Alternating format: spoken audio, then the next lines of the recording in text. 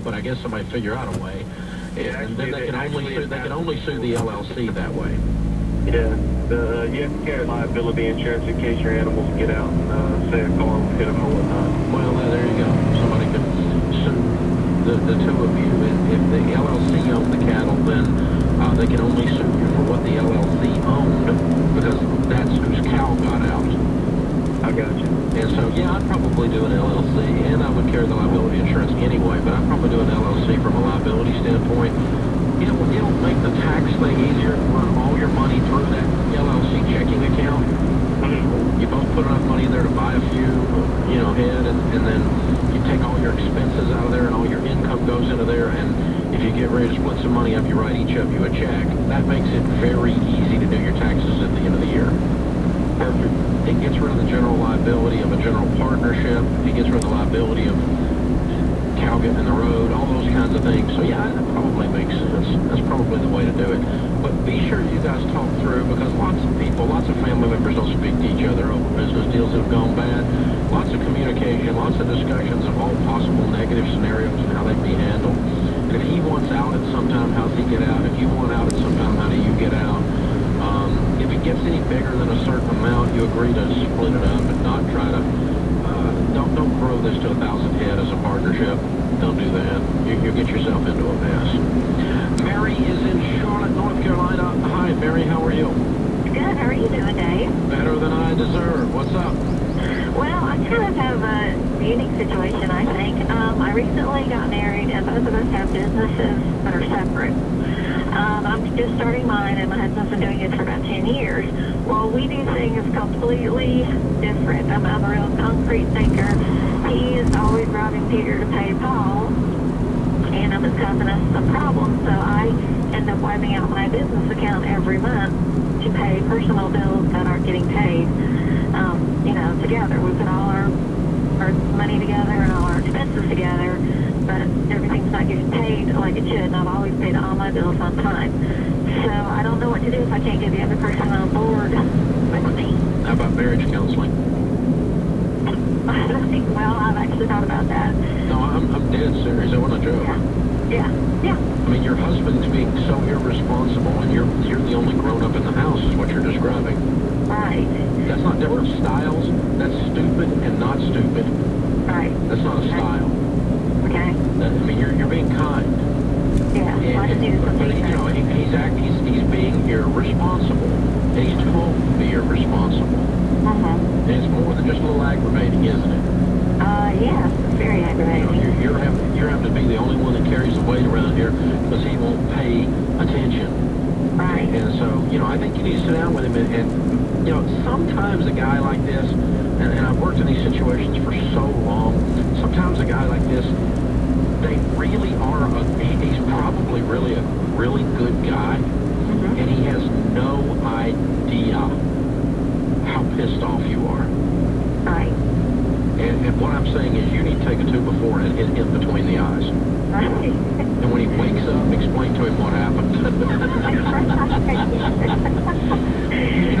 What I'm trying to say is, in a funny way, but I'm just saying, you're going to have to be very blunt, because he's not hearing you. He's such a good guy that if he had any idea how bad this was hurting you and how much respect you were losing for him due to this, he probably would change. Right. Well, and there's one other little thing. I found out that he hasn't paid his business taxes in a few years, and he hasn't paid his personal taxes. Well, see, that's go to jail stuff. That's what I was. Well, what happened to me in this situation? Well, have you filed your married filing separately? No. So neither one of you have filed taxes? No. I didn't know that the taxes weren't filed. Well, yeah, you did. You didn't sign a tax return. No, but I didn't know why they weren't filed. They weren't filed because he hadn't filed them. I'd have been finding out about April 16th. Yeah. What the flip's going on here? Exactly. There's your concrete thinking. So, yeah, you're getting busted now. Listen, this is go to jail stuff. Failure to file is a criminal act. Really? Okay. Yeah. Bracelets that connect, that kind of thing. So we run down to the CPA, the two of us, today, and you get how many years has this been going on? I don't know, but I know that he gets things from the IRS every day, but they're too business account and he never opens them. And I can't open them because it's his business. Yeah, you can. I can? Okay. Have you not got a letter opener? Yes, but I just thought if it was addressed to that business name that I wasn't allowed to open it. Who said that? Oh. You're married to him. Okay. Wives have been going through husband's mail since time began. Yeah, but it aren't. I don't know, I just thought it was weird because it was his business. You're worried about that being a criminal act when you hadn't filed your taxes. Wrong emphasis. Emphasis on wrong criminal act. You guys, the two of you are in desperate situation here. You need to go on DaveRamsey.com and get a CPA under our ELP, endorsed local provider, CPAs, immediately to get this tax thing straightened up so you don't go to jail, kiddo. I'm real serious. I'm not being melodramatic. They put almost 3,000 people in jail last year. And if they find you, that can happen. Now, if you go to them, they'll usually not do that. So you need to get this taken care of today. And then the two of you need to have some real frank discussions about getting on the same page. If those discussions aren't profitable and fruitful, they need to be had again in the presence of a marriage counselor so that you can save the situation. Because what's going to happen is you're going to eventually get tired of it, the switch is going to flip, you're going to blow up, and there's going to be no reeling you back in. And I don't want this marriage to end. This is the Dave Ramsey Show.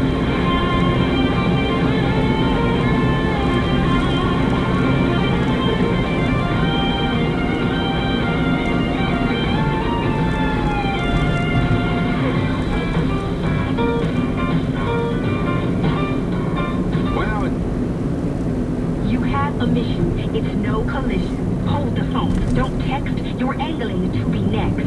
Brothers and sisters, you won't see it coming. You're off the road. Your life explodes. It's not worth it. Don't do it. You only think there's nothing to it. Put it down. Hang up. Pay attention to highway action. Behind the wheel, there is no such thing as a small distraction. Join the conversation at decidetodrive.org. A public service message from the American Academy of Orthopedic Surgeons. From Consumer Reports, the top picks for 2011. I'm Rick Springs. Every year, Consumer Reports auto experts evaluate the hundreds of vehicles they've tested. Then, for the April auto issue, they choose the best all-around models in 10 categories. Each top pick must score at or near the top of its class, have an average or better predicted reliability rating, and perform adequately if crash tested. Plus, each must offer electronic stability control as standard equipment. This year, 6 new models made our list. First up, our top pick among budget cars, the Honda Fit. This versatile subcompact hatchback is the best in its class and a great value. Agile handling makes the Fit enjoyable to drive, and it pays back with excellent fuel economy. Among small sedans, our top pick is the redesigned Hyundai Elantra. With its makeover, this well-rounded sedan is now more stylish and engaging to drive. Miserly with gas, it delivers a lot for the money. The Nissan Altima is once again our top pick among family sedans. It provides an impressive balance of comfort and performance while delivering some of the best fuel economy in its class. In the sports sedan category, our top pick for the 5th straight year is the Infiniti G. A combination of agile handling, blistering acceleration, and a luxurious interior makes it one of our highest scoring sedans. More top picks in our next report. I'm Rick Springs for Consumer Reports, online at consumerreports.org.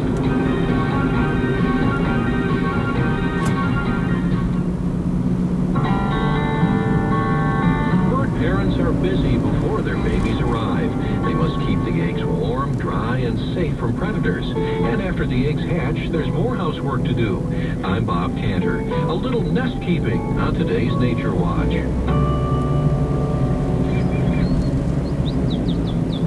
After bird babies hatch, there's plenty to do.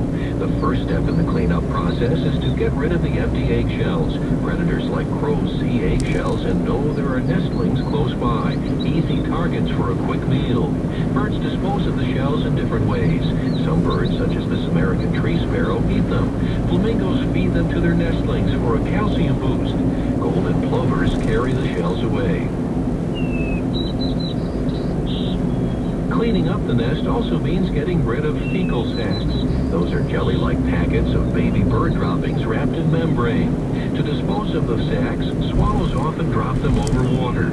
Some bird parents, such as this white-crowned sparrow, actually eat some of the first fecal sacs. Undigested material left in the feces can provide quick and easy nourishment for